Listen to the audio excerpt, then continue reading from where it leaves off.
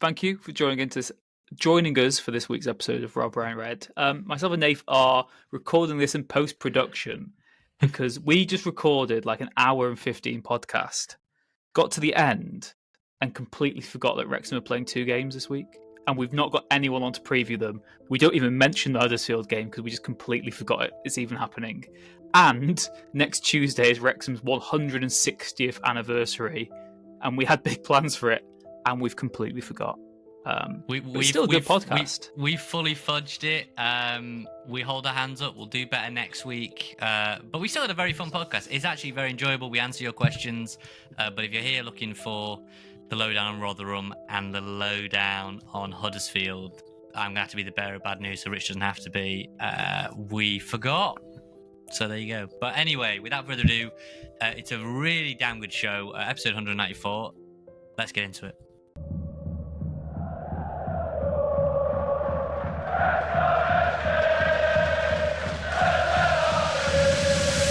RobRyanRed.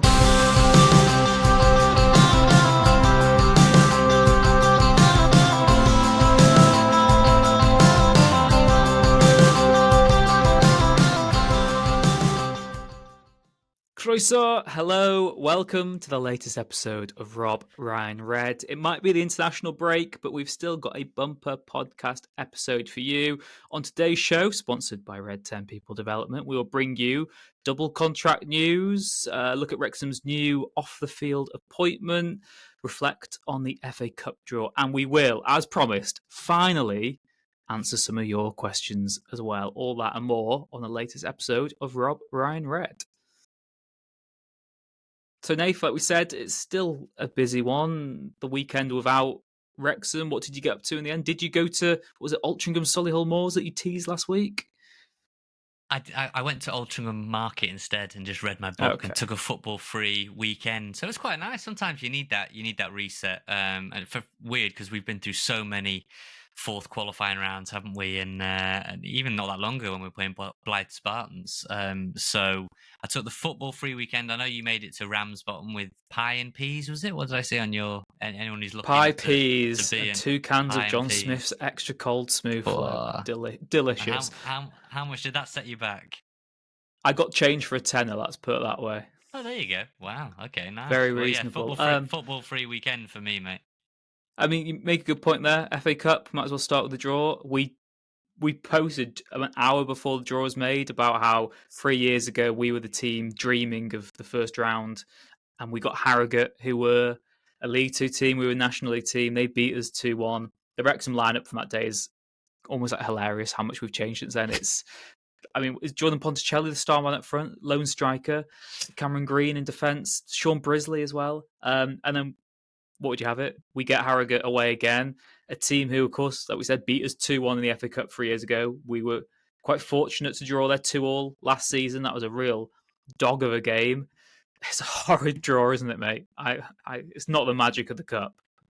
Well, flashbacks for Arthur Okonkwo of where he broke his jaw, or that was where, that's where it happened, wasn't it? He basically got kneed in the face. I'm actually going to read you that team the last time we played Harrogate in the FA Cup. Rob Lainson in goal. A back three of the lesser-spotted Sean Brisley, Ben Tozer, Aaron Hayden. Ben Tozer actually got drawn with Forest Green away to Stockport County, so any chance of a renewal there, they'd need to knock Stockport out. Then 5 across midfield was Cameron Green at left wing back, Liam McAlinden, Luke Young, and James Jones in central midfield. Tyler French at right wing back. And the 2 up top, the Jordan double, Jordan square, Jordan Davis, and Jordan Ponticelli. That was the team. So, very, very different this time around, but always a place we've kind of struggled. And that kind of draw where, as it was being made, I was on the Twitter space going through it, and you saw the teams left, and you still saw Birmingham there, you still saw Peterborough there, and you were thinking, oh no, not one of these sort of heavy-hitting League One games, and then you sort of see Tunbridge Angels still there and Harbour, and you think, oh, that'd be a fun draw, and then you end up getting League Two Harrogate. So no, not the magic of the Cup, but look at last year. We were all moaning and we're all very despondent about getting Mansfield away, and we were singing in the rain there before we went on to the 4th round against Blackburn. So who knows? Don't rule us out. We'll still be favourites by far to win that game. Yeah, our trip to Wembley has to start somewhere, doesn't it? So bring it on. It'll be good, and again, good for the squad rotation. Nath, contract news as well. It was only a day or two after last week's podcast that we got the news. Ryan Barnett had already had a extension to his contract. So yeah, panic over. It turns out the club do know what they're doing to an extent. Ryan Barnett, do not worry, he is contracted to the club until June 2026, and he's been joined by Ollie Palmer as well. That was somewhat of a shock announcement, wasn't it? Because Ollie, there's an argument, and I made this to you on WhatsApp, that since we've been promoted in the Football League, he's been our best forward in the sense that he carried us. Last season when Mullen was injured, he performed week in, week out. Okay, maybe he's not hit the heavy heights of Paul Mullen, but he has been very consistent since we've been in the Football League, and he's been consistent again this season. You know, there's an element of deserve to be rewarded, but do you think he's a little trigger happy when we're so early in the season? You wouldn't imagine he'd get any better offers when he's in the last 6 months of his contract anyway, and who knows what league we'll be in next season. Yes, well, let's start with Palmer, and then I've got something to say on Barnett. Which, congratulations, very good scoop, mate. I'm very much one for patting reporters on the back. That was a good one. So well done. You set the agenda for all the other podcasters to help fill the week. So well done, well done to you. On Palmer, he's been itching to get a new deal since the summer, as any, and you're seeing O'Connor and Cannon, and obviously he will have known about Barney's automatic extension. So you sort of see that list for 2025, which if you look on Instagram, that graphic is there, or on X, on Twitter. Just ignore the fact that every time I put it out, players get contracts. So if they want to sort of put us on some sort of retainer, we put it out every few months and they get a new contract, a few of them. So Ollie Palmer, I just don't think it was a move you needed to make now. I mean, fair play to him. He's been very good this season.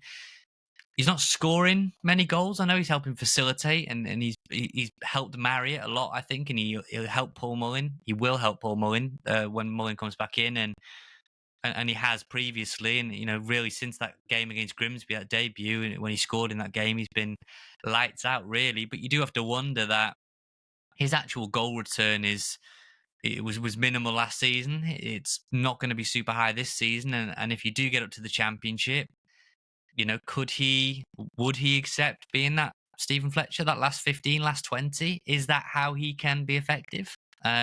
Or the other school of thought I saw was that it preserves value. If you want to sell him, if Wrexham do have another very, very good season, of which he plays a key role, there will be teams, if he performs well, Rich, in League One, there will be teams at the top end of League Two or in the bottom half of League One that will take a punt on Ollie Palmer for a year.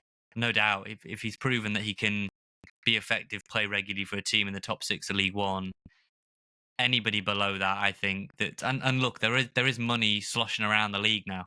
We're seeing that League One is basically, fast becoming another championship. The quality of players that are trickling down now. So I would say that at the very least, even if you do decide you go up and you want to move on from him, at least that way you retain some value. So that's my thoughts on Palmer. Surprised? Yes. But you'd have to say that he's probably been knocking at the door for a while, and Parky's looking at it going, what's one more year? Yeah, I remember last season speaking to someone close to him when I think it was that Gillingham rumour, wasn't there, that was doing the rounds and saying, is there any truth that Ollie could be off to Gillingham? And they said no. If anything, we're looking to get him a new deal. So that's worked out from his agency's point of view anyway. But yeah, Remember, what is he? there must 33 in January, isn't he? So he'll be 34 at the end of this Wrexham contract. And Rich, there must have been a point where he was going to leave, or no, he wasn't going to leave, but there was a rumor he was leaving, and I swear he put something on his Instagram story, the Wolf of Wall Street. He put the Wolf of Wall Street. I'm not leaving. Yeah, I think it was amid those Gillingham rumors. It might have even been January last season, sort of midway through the campaign. I think Stephen Fletcher was sort of the flavour of the month at that time, wasn't he? He was very much the popular striker, and people wanted to see Fletcher and Mullen as a strike force.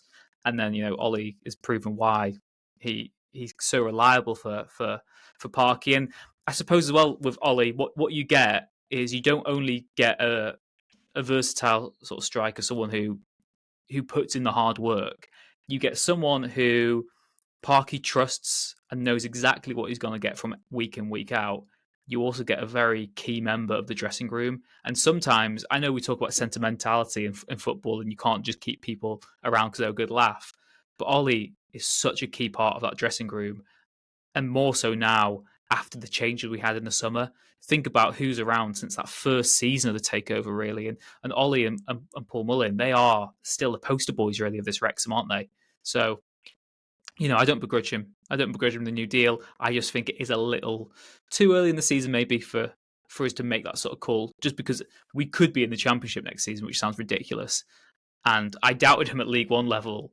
I would doubt him at Championship level, but I'm very happy for him to prove me wrong again as well. Yeah, I'm going to read out some of the replies we obviously posted. Are you happy with his contract extension? When the news dropped on Tuesday, it was. Lots of replies, one of which was from Don, and he put, not a knock on Ollie, he's been productive, no doubt, but taking the specific player out of it, my question is why now? This deal is here for Wrexham and Ollie at the end of the season. You're bidding against no one. Why not wait and see what the team might need? Again, I like Ollie. Others saying pretty shocked at this, to be honest, very surprised about this. And then Schultz and Dooley, I hope I'm saying that right, said you can't look at Jack Marriott's production this year without further acknowledging Ollie's role in, I think he means Jack's success, or Ollie's role in Paul's success. Dave has put, not a fan of this. Don't see him being as impactful as Fletcher from the bench and not a starter. Very early in season for this, but Parkey knows best. What else have we got here then? Jay has put, Ollie has played well, like a guy whose contract is running out. He'd 100% sign at the end of the season, so why the big rush? If we're always building a team for the next level, how does Ollie Palmer fit into that philosophy? Why not wait until we know where we'll end up? Let's do two more then. Leo has put, happy with this. We have no one better than Palmer to play the number 9 role, and our stats show this. Lots of fans were very outspoken about replacing him since last season, but he has shown that he's irreplaceable in the starting 11 this season. And the last one I'll do is from Mikey Shaw. He's put, yes, everyone knows his game is more than goals, and without him, we're worse off. He'll probably take over the Fletcher role next season, regardless of what league we're in, providing Mo Fowl develops into the player Parkey wants him to be and can trust him in the way he now trusts Palmer. So, yeah, there's a lot of time, there's a lot resting on Mo Fowl's development. Do they go back in and get another striker? It's been well documented that they were really keen to get Michael Smith from Sheffield Wednesday. That never materialised. If Wrexham are to make it, and with we don't need to worry about what moves we'd make in the Championship while we're 10 games into a League One season, but there would be you would imagine a kind of a big name striker that would come in. What it does mean though, Rich, with that contract extension, I do want to get onto Barney after this very shortly, but what Palmer's contract extension does mean is that a few strikers still out of contract in 2025. Billy Waters out of contract. I'm pretty sure that no extension is forthcoming there, although he is scoring some goals at Halifax. Bless you. Sam Dolby, he's out of contract as well. Not quite sure how he's getting on. It's all gone a little bit quiet for Dundee United up there with Louis Moult. Stephen Fletcher, he's also out of contract. Do you think potentially retirement looms now for Fletch? Maybe he's given it another season. Doesn't look like he can start games. Got a lot of time for him. He's been very, very effective for us off the bench. And also Jack Marriott, that's the one now that if you're giving a contract extension to Ollie Palmer, how long do you wait to give one to Jack Marriott? Do you give one to Jack Marriott, or do you play a bit more of a waiting game on him? So those are the 4 strikers that are out of contract. You've got Bickerstaff still under contract until 2020, the end of 2026 or the end of the 25-26 season. Same as Palmer, and Mullin and Fall are tied down until the end of the 26-27 season. Yeah, it's interesting, isn't it? It's a fascinating one. That let us know your thoughts on the contract situation again as well. I suppose if you've got thoughts on Jack Marriott so far, do you think he should get a new contract? Yes or no? Is it too early to judge him after just 10 games of a League One campaign, or do you think we've set a precedent now with Ollie Palmer? If you're giving him one, surely you've got to reward Jack at some point. Let us know. RobRyanRed@gmail.com, RobRyanRed.com. You can get us on the contact button there as well. We will get to your mailbag shortly. Nath, the other bit of news is that Wrexham have announced the appointment of Rob Faulkner as the club's new Chief Business and Communications Officer. He will start his role 1st December later this year. He joins, this is from the press release, this isn't off the top of my head. Rob joins Wrexham from his role as Comms and Marketing Director of the European Club Association, the sole and exclusive body representing the interest of over 700 European clubs. He has worked for UEFA, Inter Milan, the European Club Association, European Athletics, Yamaha, and Toyota. He speaks English, French, Italian, and Spanish. So your Duolingo practice will come in handy there when you finally get to Muy grill him bien. at some point, I'm sure. Another very sort of sizable appointment off the field then, Nave. I mean, I suppose this is a reflection of our transition, which, is no surprise, from sort of being more of a community club to a corporate sort of giant now. I mean, whether you like it or not, we're not going to be the same little old Wrexham where you could maybe have the access you used to before, for better and for worse. I think on that one, it is just the nature of big business and getting bigger as a football club. I really hope that we don't ever lose those core values, and I hope that Rob and Ryan are able to hammer them home through their appointments and stuff, and that they're not just sort of sold a facade that then changed when they're not in town. So I think we obviously want the best interest of the club at heart, but what an appointment this looks on paper, Nath. And again, this is more evidence for me, I think, that when this appointment was made, and when we had Mike Williamson as well, they were sort of reaffirming appointments to me that we are going to get to the Premier League one day. Like, we just are. We're not just going to be happy to tread water in League One. Look at our infrastructure and the appointments we've got off the field. Is there a team outside the Premier League who can compete with us on those fronts for experience? And yeah, it's a very exciting time, isn't it? And like I said, for me, this just seems that by hook or by crook, we are going to find ourselves at the top table some way or another very soon. Yeah, it's another piece of the puzzle, isn't it? Worked with Mike Williamson before, knows him well, so he's somebody that Williamson no doubt will have lobbied for, and can make the case that Robert Faulkner's very, very experienced at the highest level, has dealt with the biggest clubs in European competition. So he knows what good communications, what good business looks like. And while you're saying that we've got this best off-field team outside the Premier League, I think we've missed a lot of the boat in a lot of areas in terms of business and corporate and communication. I think there's been a lot left to be desired in those areas, and I think there can be huge improvement there. And I'm sure that Robert Faulkner will come in and kind of do his own audit of things that are going wrong. For example, it was discussed on social media that we are one of a number of people, Rich, that is trying to sponsor a player, has tried to sponsor a player since July when we first reached out. We obviously sponsored, anyone who's been listening for a while, we sponsored Jacob Mendy's away shirt for the past 2 seasons. We wanted to sponsor again, this time sponsor a player, the home shirt, wasn't it, just to mix things up, Rich. It's the 16th of October.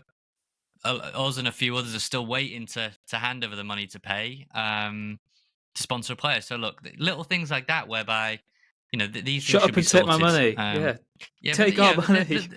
But the little things, I know people have been reaching out about hospitality packages, and they can't get an answer, and there's no phone number, or maybe they can't answer the phone. And get it, resources are stretched. But if you are to become a top team where you're going to be more in demand than if you get to the Premier League, the interest and level will be far beyond what Wrexham know it to be now, and it's huge now. So you can imagine the level of resource you need, the staffing numbers. I mean, people absolutely hate when we talk about the day job, but before Man United went on this redundancy cut, they had 1,200 employees, which was the biggest in the Premier League.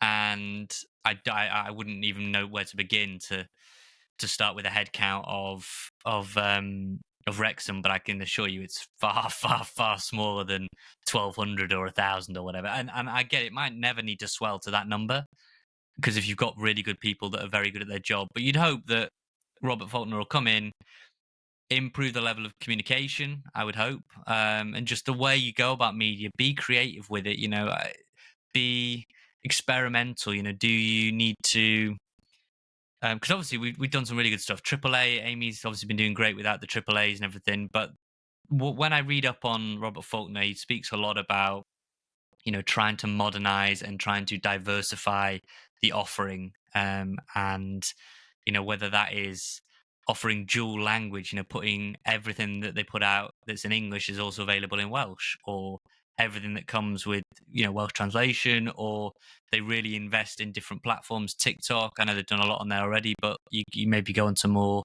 video content, or heck, who knows, they might even need the help of some foolhardy podcasters, mate, sometimes to spread messages far and wide. But what I will say is, just lastly, because I didn't get to say it about Barney, obviously that's great news, but I was still very surprised that the club decided to respectfully, Rich, let it come out through you and didn't make a song and dance of it themselves. I really find that bizarre. It's such an easy win. Yeah. He's so positive. He's so popular. And previously, whenever they've put out retain lists, they've always acknowledged, Yeah, I remember the so-and-so's promotion from the had National an League. Was it extension. Mark Howard and Paul Mullen had automatic triggers? I think Anthony Ford had an extension, Yeah. I think. And this was documented, well known.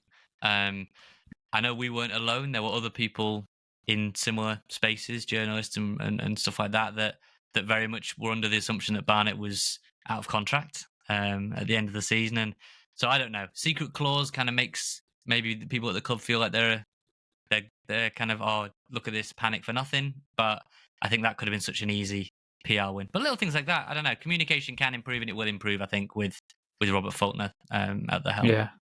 I'm not sure you'll be getting your podcast invite when you're saying that, but nah, we're not getting it anyway, are we? So at this point, I it doesn't really will. matter. I will sell my soul and leave the podcast for money. That is on record. There you go. Coming up there, Nath, mailbag. We've got some emails of yours to read out again. Once again, RobRyanRed@gmail.com, RobRyanRed.com. Contact us if you ever want to send anything in, because once in a blue moon, we will actually get round to them.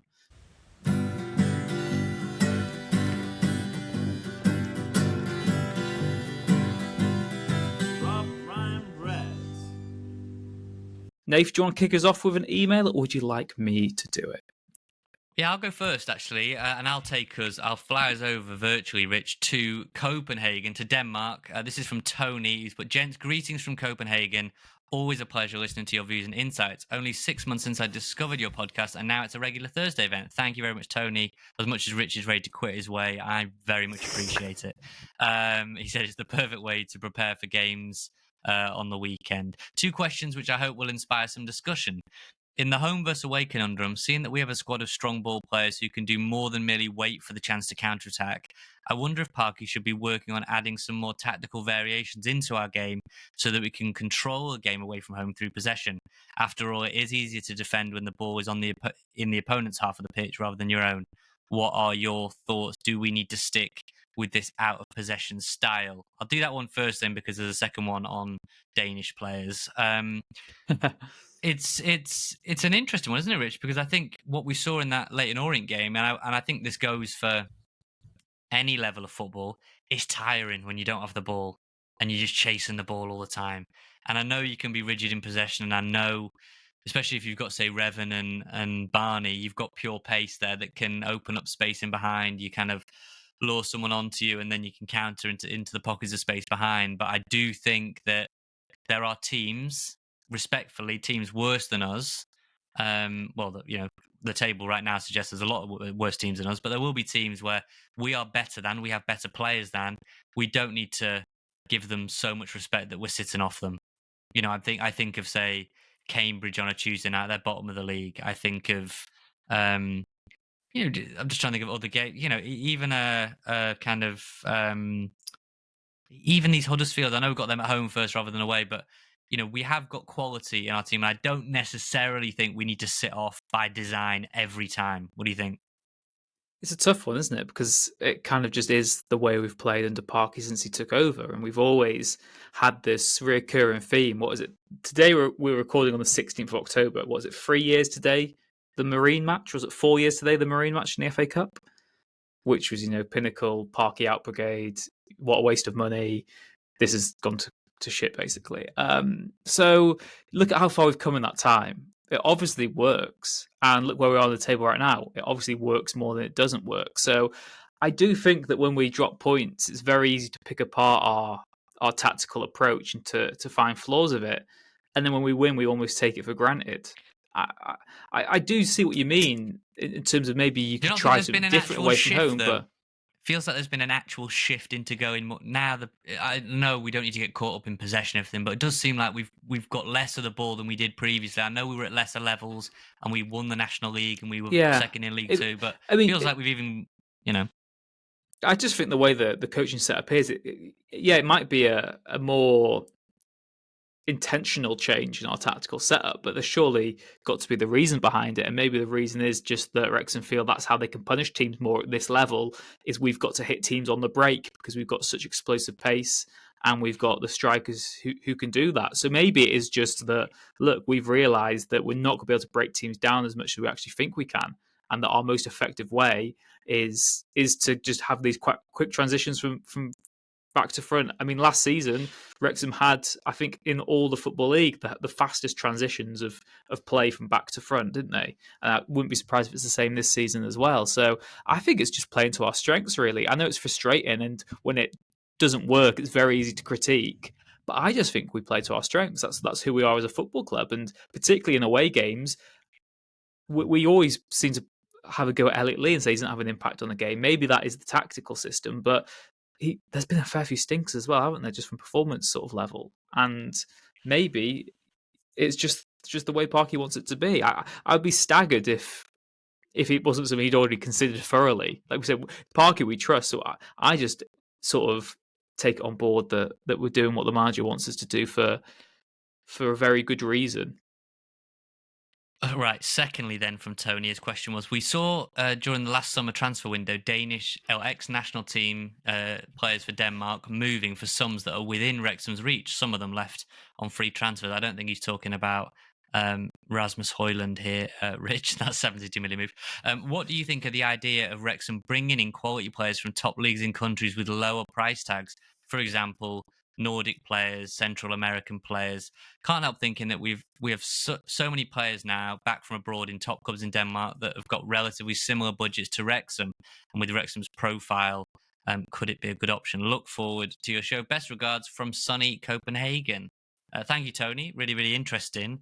I guess the issue, and it's changed slightly. I think it is more feasible. But it's more feasible than it has been previously. But Yeah. work permit and these, it isn't easy. A lot of teams lower down the pyramid are not snapping up top talents from abroad. It's not the done thing, is it? No, and there was obviously the Brexit rules as well that changed, that you can't sign players under the age of 18 anymore from European EU nations. You can't bring them in until they're 18 anymore. So that rules out sort of youth targets. I know we're not talking about youth targets. You also get work permit issues. If someone's not an international, you've got to accrue a certain amount of points. So it has to go before a panel, I think, doesn't it? And you've got to be able to prove that they're going to, I can't remember how it works, but they've got to be sort of have a good chance of making it as an international. They've got to have a certain amount of senior international caps in some instances to qualify for those visas and the work permit issues. So it's certainly something that needs to be explored, I think. I often think back to, was it Huddersfield Town's rise to the Premier League? They signed a lot of German players, didn't they? I think from Bundesliga 2 and Bundesliga 3 under Wagner originally. Was it David Wagner? Not Yeah, David Wagner from Wagner, X yeah. Factor. He would have been a good manager, though. So Why? yeah, I do think I do think that. Well, do you remember the video of Wagner from X Factor? Didn't someone get him to do a cameo where he sort of said something really horrible about Chester? Yes, I remember it well. That's enough to I get him remember a it well. statue. But yeah, it's an interesting one, isn't it? Because you do just sort of think this is kind of just the quirk of football and sport in general, that you sort of look within your own native catchment area. And obviously, if you lined up every football player in the world and said, we want the ones who are League One level, they're not all going to be from the British Isles, are there? You could easily get people from any from so many countries that would be able to do a job there. I think the work permit issue is part of it. You've also got, surely, to pay huge relocation fees for these sort of players. It's obviously a much bigger move for someone to move, and if they've got families and kids already, to up sticks to go to Wrexham for a year or two than someone who already lives in the UK. I think that's a factor. You've got the cultural differences, the language barrier in some instances as well. I know Scandinavians are all better at English than we are ourselves. So I think there's a lot of factors to it. I am surprised. Like we said, we've seen the Charlie Trafford transfer previously. I'm very surprised we've never gone down the MLS route. If there's a way around it to get some promising talent from North America, from Canada, from Mexico, from the US to Wrexham, because I do think that could be a next step to really put it onto another level as well. I remember when Man United signed Dong Fang Zhu. Was that 2005 or 2006? And like that had such a huge cultural impact for them in China. And obviously, you're not going to sign a player just because of their heritage. But I do think that there's a win-win situation there for Wrexham where if we could somehow strike up an agreement with Philadelphia Union or Vancouver Whitecaps and have some agreement, how good would that be? I mean, growing up as well in the Barclays area of the Premier League, how fun was it when every January Landon Donovan and Clint Dempsey sort of just arrived for 6 months or 3-4 months to play for like Fulham or Everton? Like maybe there's a way around it. Super fun, super fun. I also, out of those two, absolutely loved Clint Dempsey at Fulham. What a player! Yeah, the chip against Juve. It still blows my mind that I think chatting to a friend of mine the other day who follows Fulham, and the fact that Fulham went all the way under Hodgson to the final of the Europa League. They lose out to Diego Forlan and Atletico Madrid, I think, in the final. Yeah, Aguero and Forlan front force, wasn't it? I think. Unbelievable that, and hopefully Wrexham get to experience something like that one day. But I guess that brings on to another question as well, doesn't it? Well, before you get into that question, I was just going to say, the move, and look, I'd love top quality players at Wrexham from wherever they are in the world, but I can't wait for the day Wrexham get a Brazilian player that's name ends in Inho. I think that's a sign that you've made it big. Whenever you can get you don't need to be playing for the national team in Brazil, but if they're just like good and Brazilian, I'll go. That'd be insane. It'd be like when Man City signed Robinho and fans were just going nuts. Don't need that level, but just if Wrexham ever signed a Brazilian player, they already had Elano, didn't they, as well?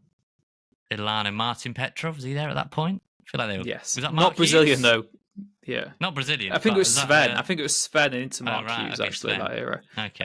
Anyway, this is digressed. Move us along because we've digressed here. But yes, thanks for the questions, Tony. Very, very interesting. Hopefully, we can snap up some foreign talent soon. Yeah, we've had a few emails from Chris Moxie, who's friend of the podcast. Thank you for sending them in. One of the questions he sent through, we teased last week.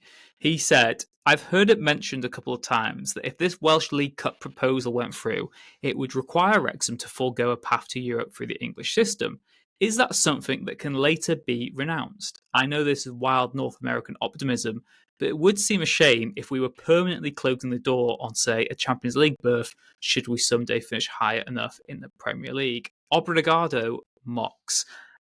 So if Wrexham did go down this Welsh League Cup route, understand that it wouldn't be a permanent sort of thing where you're locked into it for life and you can never qualify for the Europa League or the Champions League. Look at how the Welsh Cup was. That used to be and the Cup Winners' Cup, that used to be a pathway into Europe. They close that loophole. You then focus on the league system.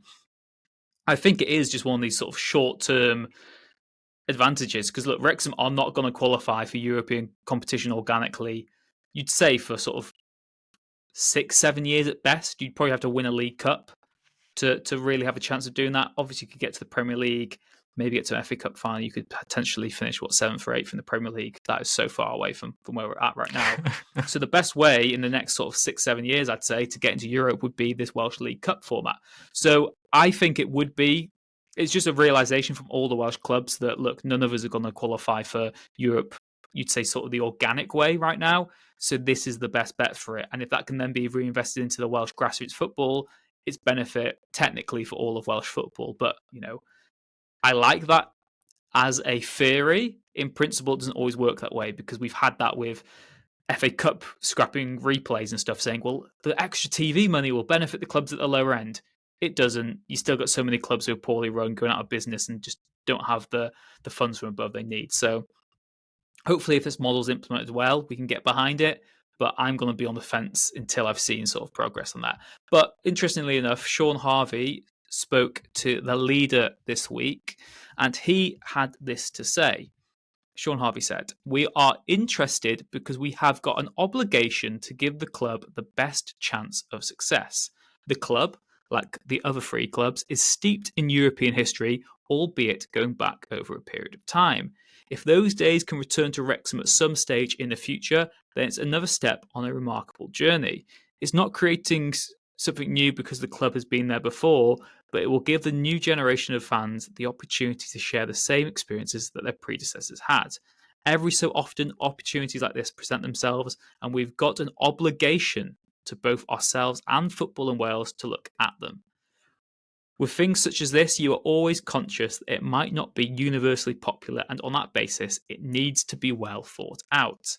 Conversations started probably 18 months ago about the possibility of this. The new owners of Swansea City came to the fore and commissioned research work that categorically proved that if the four Welsh EFL clubs participated in European competitions, then it would be financially beneficial for the whole of live football in Wales. There would be financial benefits for whichever club managed to win the Welsh League Cup, but only one of the four could win it, and it doesn't mean the Cymru Premier clubs can't win it either.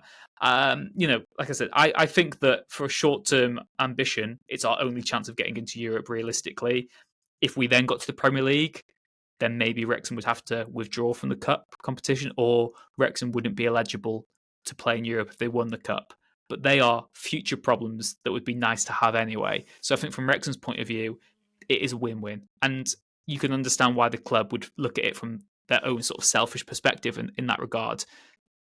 It's similar in my eyes to the TV deal in National League, where we could sort of package it as this is great for National League, but at the end of the day, it was great for Wrexham, and I feel that's the same for this, personally. I mean, that was very much a vested interest. It's really hard to argue with anything Sean Harvey said there in terms of I think he used the word obligation twice, at least twice. I heard you say it. They clearly feel that they need to do the best thing, provide the quickest route to glory, which any fan would want. I know we like the chase and the long pursuit and everything, but ultimately you want to get back to the top table or as high up as you can in Europe as quickly as possible. We talk about Porto, we talk about Roma and Anderlecht and Lyngby, and these amazing European nights that for a section of the fan base they've never experienced.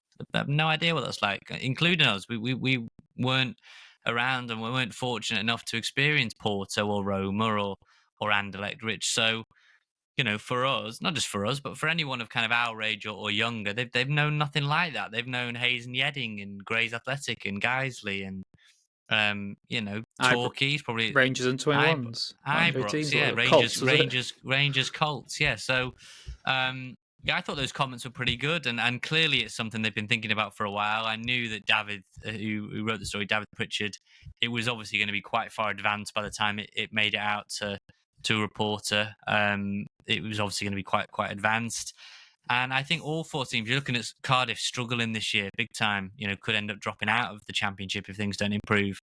Swansea under Luke Williams, they're not exactly pulling up any trees to get into the Premier League. So I think a lot of these teams, Newport as well, not really moving out of League Two. So I think all four teams are looking at it going, if we get to the Premier League, we can obviously look at pulling out of it and doing something different. But right now we're not there, and we're not close to being there as it looks like. Cardiff are in a real state of flux. Swansea, like you say, are just middling a little bit.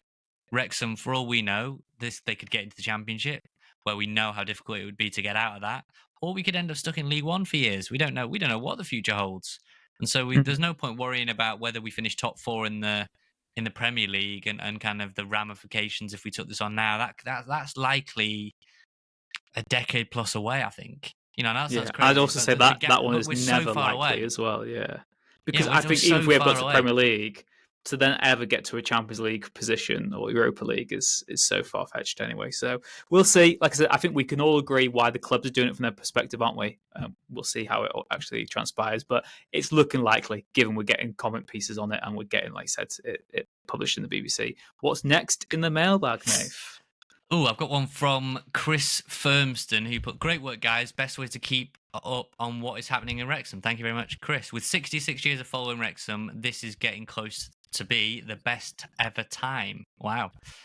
So Chris will have seen Knights of Porto and Roma and Anderlecht. But he's got a couple of things for your episode. Number one, Paul Mullin.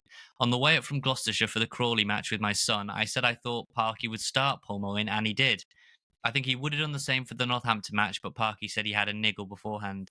Many have said Marriott should start as Paul is not back to his best, but they are missing the point. Paul is actually not that far off his best. He has 2 very good goals in the Bristol Street Motors Trophy. But he needs minutes to get his cutting edge back, as shown last year when he needed about 6 matches to click back into gear. The only way to do that is to give him minutes, and the best time to do that is when we play at home, where he and the team play at their best. What is his ratio of his goals home and away? Which I should have read this in advance because I do not know the answer to that, Chris, right now. Basically, start him in our home matches and start Marriott in our away matches, which will keep both happy. The aim is to get Marriott and Mullin firing on all cylinders. Imagine that. Marriott will get you the odd goal. Paul will get you 2 or 3 every match. There's a second point, but I'll leave it on that one. What do you think then? Because what Chris is saying there is he basically thinks that Paul Mullin is just ultimately a better goal scorer than Jack Marriott, and to get him back to his best, we need to make that sort of awkward decision to persist with him. Yeah, it's a tough one, isn't it? I mean, I like the sort of phrase that play one of them in the home, one of them in the away, and they'll both be happy. That is not how professional footballs work. That is not how strikers work whatsoever. I like the sort of parenting philosophy to it. You can both play with the toys. It's Paul's turn today. It's Jack's next week. Okay, you both gonna get your starts. That I like that. Maybe don't go down the management route because it might not last long. It's a fascinating one, isn't it? I think you've just, from my personal point of view, you've just got to play. I mean, they do offer different things, don't they? So surely the opposition have to be catered for when you come into your selection sort of decision. But for me, you've just got to play one who's scoring goals, and that's Jack Marriott. And I know we then get into the argument of, well, when does Paul Mullin get his chance to score goals? But that's the position Jack Marriott was in for so long, and he had to bide his time. I think Paul Mullin's just got to bide his time right now, and he's been a sub before.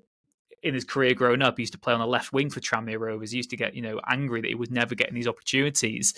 And he's had the most remarkable 3 years where he's now a superstar. He's in Hollywood films. He's the goal scorer. He's a Wrexham great. He's on the way to legendary status. He's got 100 goals for the club. It's almost like everything's been so positive around Paul Mullin. And for the first time since he's joined Wrexham, he's going through a little bit of a sticky patch. But we know you write him off at your peril, because Paul Mullin is inevitable. He will come back. He'll be scoring goals. He'll probably be our top goal scorer by the end of the campaign. He'll be banging them in for fun.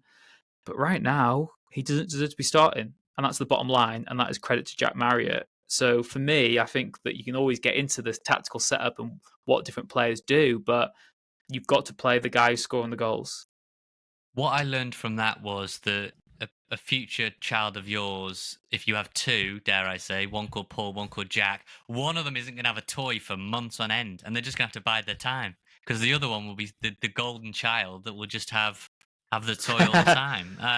That's what I learned from that. But what I will say is I sort of agree with you. I don't actually think, I'm not sure it's conducive to being a successful model if you just say, right, Paul's going to play in the home games where you're going to get a load of chances, you're going to be on top, and you say to Jack Marriott, grind it out, will you, in this slog of a game where we're not really going to have much of the ball. A bit like Rathbone at the start of the season, where he went up front against Bolton, where we didn't have much of the ball at all, didn't create many chances. He was in there against Sheffield United as kind of an attacking midfielder, sort of shadow striker again. And I've obviously been quite critical of Rathbone so far, but then when I look back, I think how many chances has he had? I know he played at home against Shrewsbury, and this isn't a Rathbone question, but yeah, it's tricky because Paul's going to keep playing in those Bristol Street Motors games. We've got that game against Port Vale. We haven't got the Carabao Cup anymore. We've got the FA Cup. And look, Parky's going to go full strength for the FA Cup. I can't imagine he'll treat it like he does the Bristol Street Motors. I know we've got great options to change, but he'll pretty much go for it against Harrogate. Can't afford to take the foot off the gas. Yeah, because I think he takes cups very seriously. I presumed... You've seen in history that he takes cups very seriously. Yeah. He's not a cup manager, but per se, but he doesn't chuck cups for the sake of it. I mean, you look at the I know he rotated for the Sheffield United one, but that was still really early in the season and not long Yeah. after the Wycombe one. This will be a free weekend where we're not going to have a game. That is going to be it before we play Mansfield at home. He'll go for it. He'll want to get another big draw. He knows what it means to the club, and hopefully Mullen will play. No doubt there'll be some changes, but right now I think Mullen's just got to wait. You just never know when it'll change either. You just never know. I'm not touching wood on my desk here, but you never know when injuries strike. I mean, look, we were clamoring. I was watching on our Instagram, Rich, quick plug for that over there. I was watching back through some of the reels, and I was watching one where we did it. It must have been in the preseason, and you were talking about how it'd be criminal for George Evans to be dropped. And you fast forward now, and George Evans has got this long-term injury and is going to be a non-factor potentially for the rest of the year. And you never would have seen that coming at the back end of last season when Evans was, dishing and dicing it around and was, a player of the season contender at the end. It's a long-winded way to say things can change quickly. But I think home and away, I really appreciate the question, but I don't think home games and away games is the way to go. But Chris did have a second question as well. He said on the second point, the never-ending saga of the revamp of the ground, I would actually move the pitch towards Wrexham by 15 yards, moving the Crispin Lane development back to where the fan zone is right now, right up against Crispin Lane. That would give you more space to build a new stand at the tech end of the ground. What I was going to say on stadium redevelopment is I'm led to believe that the club are going to work to, is it the 2026 under 19 Euros? I think we are. Yes. I think we are the biggest venue for that. We are the top venue, and I'm led to believe that they're going to aim for a 5,500 capacity COP. I think the plans are to have a bigger COP, but just to get it for that. That's what I'm led to believe anyway from people that have been around that development. And I know things have changed and plans are being revised, and Mike Williamson's having a good look at it and all that sort of thing. So anyway, that's where we're at with stadium redevelopment. It's all gone very quiet on that front. Training ground front, I'm sure there are conversations behind the scenes, but again, until it's redeveloped, Rich, it's going to be a constant theme, isn't it, in these mailbags? There were other people that asked, actually, we're not going to read them all out, but other people that asked about the stadium. Very little for us to report. We don't know much more than you guys. No fresh plans have emerged, and for now we wait. A bit like Paul Mullin. Yeah, it's one of those where you'll find out when you find out that the club aren't trying to hold it back or be elusive. Just it's the red tape, the rigmarole. You've got to get through it. Nath, I just found Nath is showing off his season ticket. Is it the members pack stickers? Yeah, from the members pack. Sorry, I'm just fiddling with the membership pack here that I found on my desk. I haven't cleaned my desk, so yeah, you got That's some stickers. Nath trying to prove he's a top red for anyone watching on YouTube. Goes on to a next question though, Nath. Quite interestingly, we got one from Elizabeth Jones as well. She says, "Hi guys, thanks for the podcast. Looking at the Northampton game, it was easy to see the quality of Ryan Barnett and James McLean, who I like as much as Rich, and other players, but I can't see the great qualities of George Dobson that you do. Ooh. Can you explain why you think he's so good? What are the positives of his style of play? Don't get me wrong, I think he's okay, but not brilliant. So I'm obviously missing something. Thank you, Liz." I would start that by saying, Liz, you're entitled to your opinion, even if it's wrong. No, but thank you, Liz, for getting in touch. It's an interesting one because I think maybe George Dobson it depends on how you kind of watch football and what you appreciate maybe in football. He's not a goal getter. He's not going to get assists. He won't be doing skills. He won't be playing the most sort of sexy passes. But what he will be doing is giving 100% every game, running into the ground, breaking up play. And what I would say for George Dobson is he's the stereotypical, when he's not playing, you will notice him even more because it's in his absence that his skill set sort of shines. And I'd also argue that, I mean, obviously can't speak for them, but I would say he's the player opposition players hate playing against the most because he's just non-stop. He's in your face. He's clipping you. He's intercepting the balls. He's keeping the ball moving. He's just non-stop. And yeah, he's a little nuisance. He's a little pest in midfield. And that's what you need. Every great team has that person doing the dirty work, the nasty stuff. I mean, look at France, look at Chelsea, N'Golo Kante, look at that Leicester team. They had that guy who was just keeping the ball moving, playing rather simple passes, just had like free lungs. He was just never stopping. And that's what George Dobson is for us. I think he's just the heartbeat of this team. And it's when you take him away, and maybe if he has a spell on the sidelines, that's when we will really miss him, I think. I found the question really, really insightful, actually. So thanks to Liz for the question, because it is really interesting. It is all about optics of the game. Typically, when you're playing football as a youngster, Rich, most people want to be a striker, don't they? Because you want to score goals. Goal scoring is fun. And that's why strikers typically get lots of accolades. If I use I'm big into NFL and I'm looking at all these MVP ladders, and it's all quarterbacks, always the quarterback. They get all the attention. And in similar vein, strikers, Paul Mullen's been phenomenal in the last few years and has deservedly won Player of the Seasons. And in fact, we were lobbying for Andy Cannon last season. But again, Paul Mullen, his numbers were incredible, very hard to dispute. When you look at it with Dobson, it's kind of, if I was picturing like a big grandfather clock and you have this shiny display and, golden keys and there's that cog that you need that if you take it out, everything will stop running, stop functioning. It won't function the same. And you'll still have all the nice pieces. You'll still have the goal scorers. You'll still have the wing backs. But if you take Dobson out of it, there's nobody that we've got fit right now. And also, George Evans is not the same profile. When I think back of a Jay Harris or a Dean Keats, or to a lesser extent, like a Sam Wedgbury, they're not as good, but you know what I mean. There Brad are Walker. types, Brad Walker, maybe Lee Fowler before that. There are just different types of midfielders that we've had, whereby they sort of anchor the team, and they just give something that no one else has. And I think with Dobson, okay, yes, he's not going to get you the goals, and he's probably not going to get you the assists, and he's probably going to get a lot of yellow cards. I think was he one away now? He's got to go through 5 games without getting a yellow card, or he'll be suspended for 1 match. So that's on him. See if he can play 5 games in a row without getting suspended. But I just think he does a lot of the stuff that goes unnoticed that you don't actually know is being done. He'll just intercept. He'll read the games. His scanning of the play. I spoke to one of his former managers who said that, who endearingly said, there's not much between the eyes, George Dobson. He's a little bit fast and loose, but he gives everything, and he's very effective at League One level, which is why he's played, 200 plus games for Charlton. And to pick him up on a free transfer, it's no wonder that Parky rang him, said, let's get it done tonight. Drive up, we'll get it done in the morning, and it's done. And we can't wait around because we know other people will want you.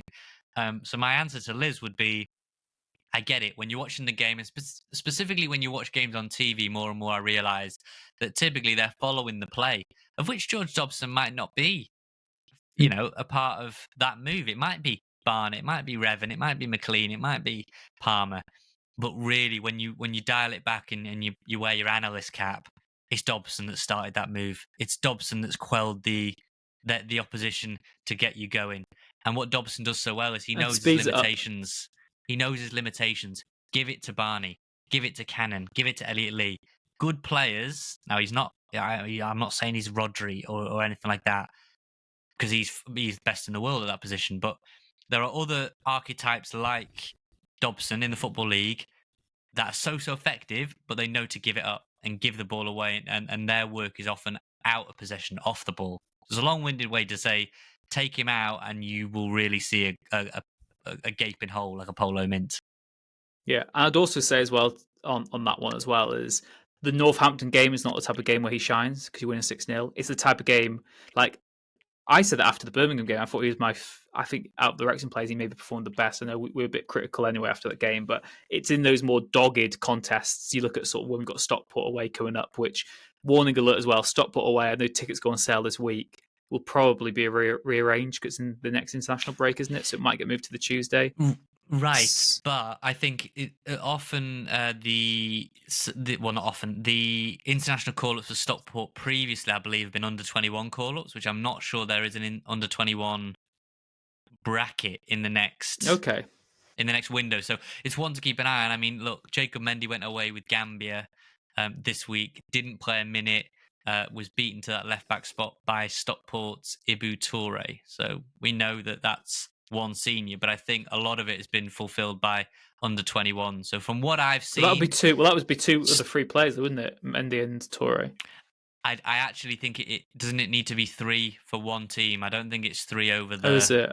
Okay. I think so. Yeah, I think you meant to More sort of. journalistic insight on Ryan Red Yes. while we try Well, and Google rules. No. I think it is. So basically, yes, slight Amber Alert on that one, but tickets go on sale on Friday. And yeah, games like Leyton Orient, games like I know we lost it, Stevenage, there's Cambridge coming up.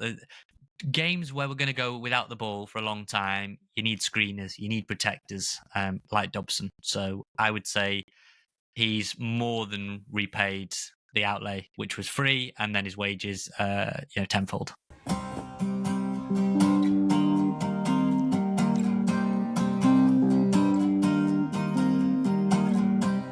RobRyanRed.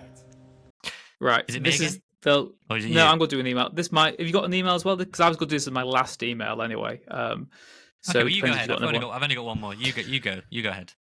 This is an email I'd like to hear your responses to as well, whether you listen to the podcast. You're going to have to get your crystal ball out. You're going to have to do a bit of foreshadowing on this one. This was an email sent to us by Dan Moore this week, and he said, I would like to know who you think our go-to starting 11 will be at the end of the season. We speak all the time, don't we, Nath, about how much things change over the course of a season, and players who are out of favour can find their way in the team. There's going to be caveats. There's going to be injuries, suspensions along the way. We're going to have to try piece together a team. Now, do you want to know mine, which I was trying to assemble then as you answered that last question. So sorry if I was diverted. No problem. So this is my team for the end of the season, which I've just put together now. So this could be glaringly. There's some big players missing that I've just realised, actually. In fact, I almost don't believe it.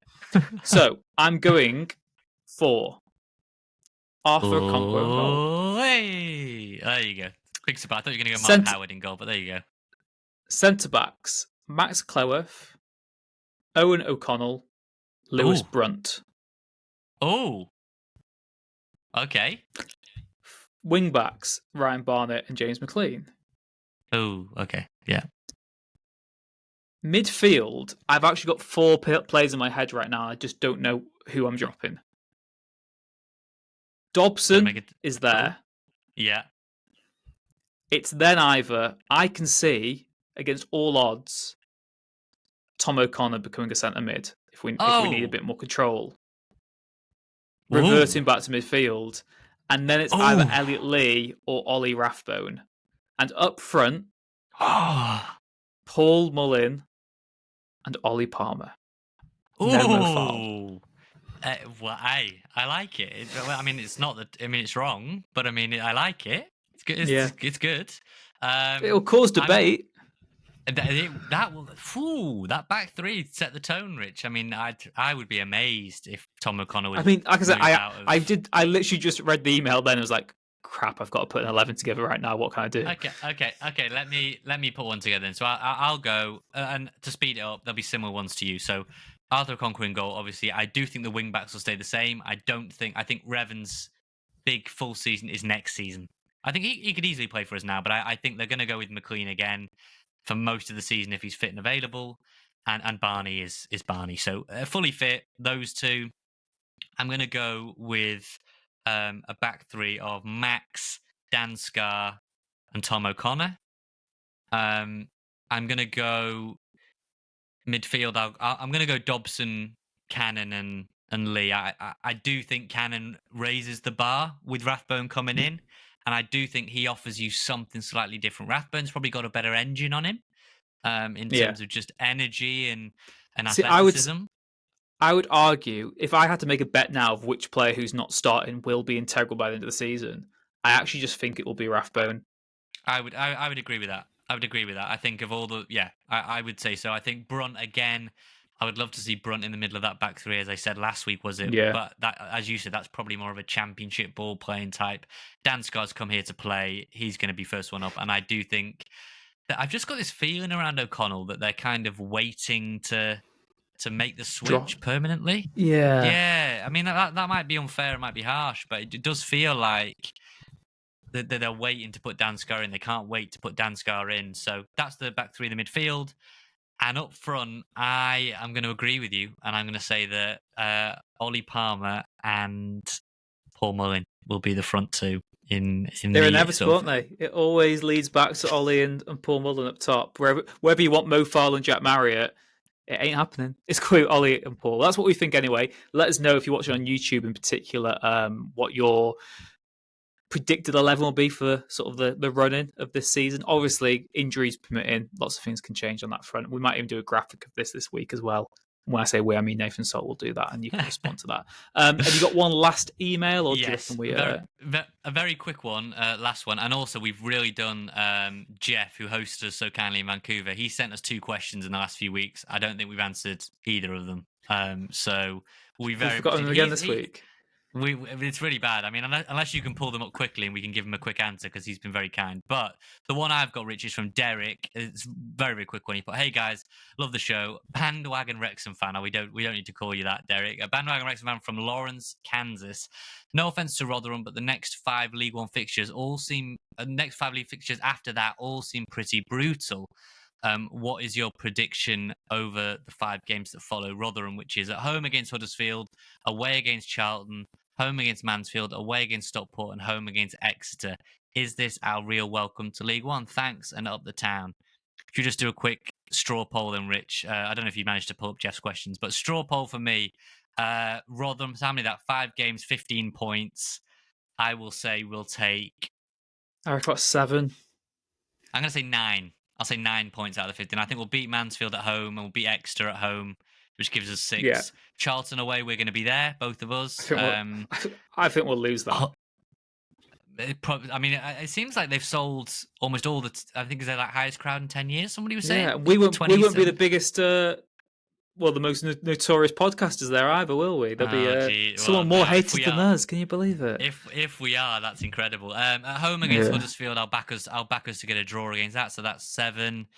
Can we even get 9 in that format? And then I'll go draws. I'll say we won't lose. I'll say 2 wins, 3 draws. Why not? Yeah, 9 points. Actually, I'll say 2 wins. Maybe go 8. Actually, 2 wins, 2 draws, 1 loss. I'll go. Okay, nice. We got anything from Jeff, or are we just going to wrap it up and just leave him hanging? Jeff sent a question that can be held for another week. He's asked something about tactical shape if a team goes down to 10 men. So maybe we'll wait for a red card to happen before we hold that one. Okay. Got you. Okay, well there you go for another week then. Episode, what are we on now? I just realised well, Nate. 94. What? Because we build this as a mailbag episode, I completely forgot to even reach out to a Rotherham podcaster. Ah, well, we'll be all right. Basically, we know what's happening this weekend then? We know that Steve Evans seems to have been fined or booked in every single game. Did you see that Mark Howard got booked for dissent in the Central League game this week? I don't know for the exact what he said or what he did, but there was something quite endearing about Mark Howard in his late 30s getting booked for dissent against a load of youngsters who... I should say Josh Adam did play in that game, did start for Wrexham. So he's on the comeback trail, but probably not going to be involved. Rotherham, tricky game. I've got a feeling, Rich, we could be in for a thrilling 2-2 draw, of which Paul Mullin breaks his League One duct for Wrexham. I like that. So because they were 3-1 up against Peterborough at the weekend. Rotherham were one of only 4 teams that actually played in the last weekend, just gone the international break. They were 3-1 up. Jonson Clark-Harris scored. And then they blew it. They drew 3-0 with Peterborough. They were our team to finish second in the league. Haven't quite clicked as of yet, but they've still got a lot of good players. Rafferty, Raggett, players that Wrexham were looking at. Maybe not to the extent of going to actually make moves for them, but we're always looking at. And so I'm going to go a 2-2 draw. That'll be right up for it as all those teams we just mentioned are. And I don't mind that. A draw, I'd be very happy. Yeah, we will see what happens anyway, and we will reflect on it on next week's podcast, which again might be a bit hectic. You're going to Istanbul, aren't you, next Wednesday? I don't know. I've been put down onto the subs bench temporarily, so who knows? I might have to buy my time like Mullin, so we'll see. Either I'm going to be over in Istanbul, or Either way, the pod will be out Free as a as normal. kite. We'll be Yeah. yes, the pod will be out as normal. Episode 195 next week. So, and also let us know what we should do for 200. Should I make what should I bake Rich a cake or something? I don't know what we've got to do for 200. Please don't. What do we? Please don't. You know, yeah. you love Yeah. Bake Off. Answers on the postcard. I love good baking. I don't want you to waste ingredients, mate. Yeah. Thank you very much for tuning in, RobRyanRed.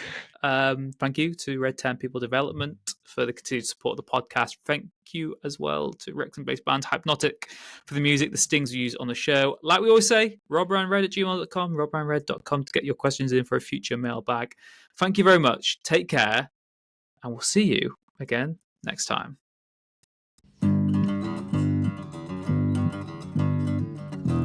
A Wrexham AFC podcast with Nathan Salt and Rich Faye.